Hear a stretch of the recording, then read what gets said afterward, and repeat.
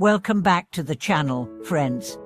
It's always a blessing to have you here, especially when we are diving into themes that are as ancient as they are relevant. Today, we turn to the nature of sensual desire as it is presented in early Buddhist teachings. If you've ever wondered why this force has been so consistently discussed, resisted, analyzed, and ultimately transformed in the Buddhist tradition, then this video is for you.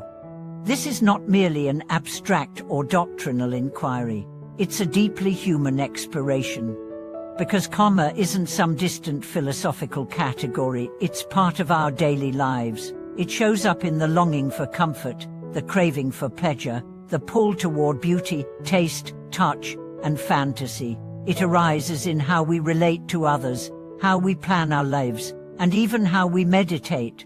But to understand how Buddhism sees karma, we need to look closely, not through the lens of modern psychology or morality, but through the contemplative clarity that the Buddha himself cultivated under the Bodhi tree.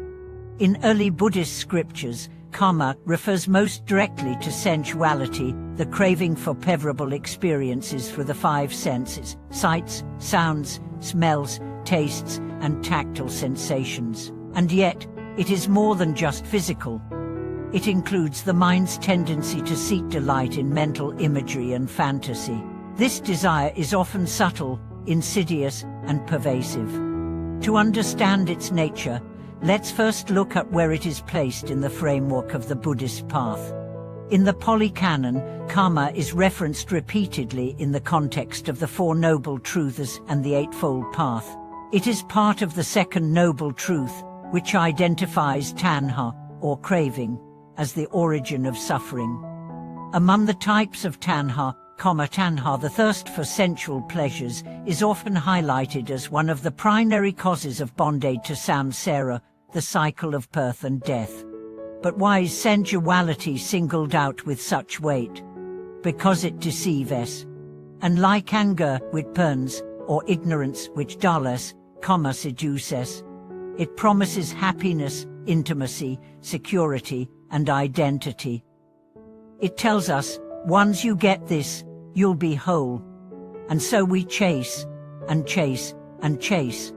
Let me offer you a story from the early texts.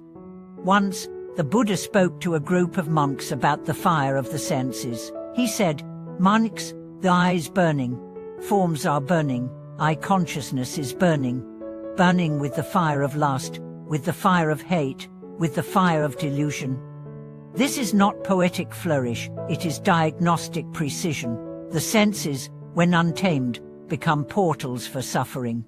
Not because sight or sound is bad, but because of the clinging they incite when the mind is untrained.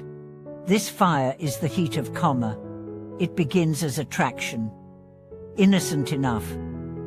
A delicious aroma, a beautiful face, a luxurious fabric.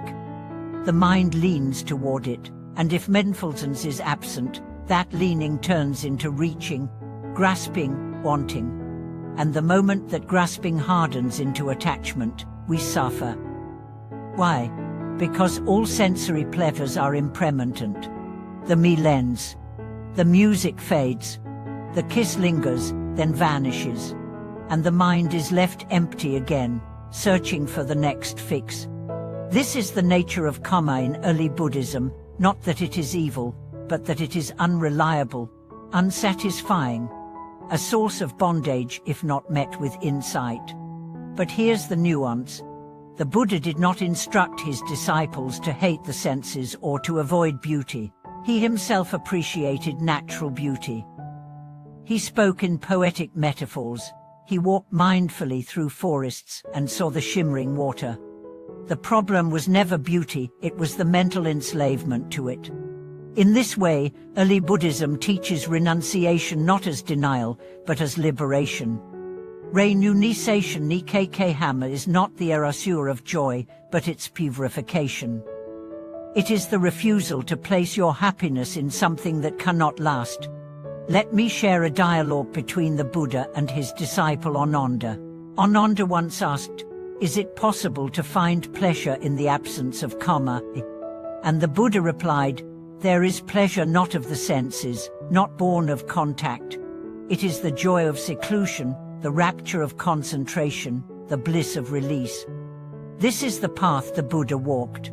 He did not turn away from pleasure, he walked toward a deeper, more stable kind of joy. The joy of not needing, the joy of freedom. When monks and lay practitioners speak of karma, they are not merely warning against indulgence. They are pointing to a truth that you've probably felt yourself, that every high has a crash, every sweet has an aftertaste, every rush has a rekill. And so early Buddhism invites us to look at this cycle without judgment, but with clarity, to see where desire arises, to trace how it moves through the body, to observe how it colors thought, and eventually to notice the moment it passes and how, without feeding it, it fades. Meditation becomes the crucible for this alchemy. When you sit still and silent, you see it all. The itch, the hunger, the memory, the fantasy. You see how the mind reaches for stimulation, for relief, for escape. But if you don't move, if you stay, something extraordinary happens. You begin to experience a different kind of pleasure. One not based on acquisition, but on presence. The early texts refer to piti and sukha, rapture and bliss that arise not from the senses, but from concentration. These are not metaphorical. They are embodied states. Gentle, grounded, sustaining. This is the Buddhist answer to karma. Not war, but transformation. Not repression, but refinement. You shift your attention from the fleeting to the eternal, from the surface to the depth, from the clinging hand to the open palm.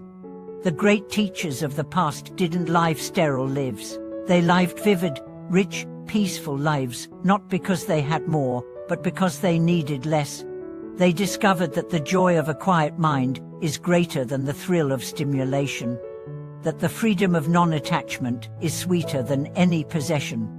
And they found this not in theory, but in practice, in the day-to-day discipline of mindfulness, ethical living, and meditative absorption.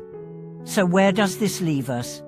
It leaves us with an invitation, not to abandon pleasure, but to examine it, not to reject desire, but to unmask it, to ask again and again, what am I seeking? What do I think this will give me? Is it true?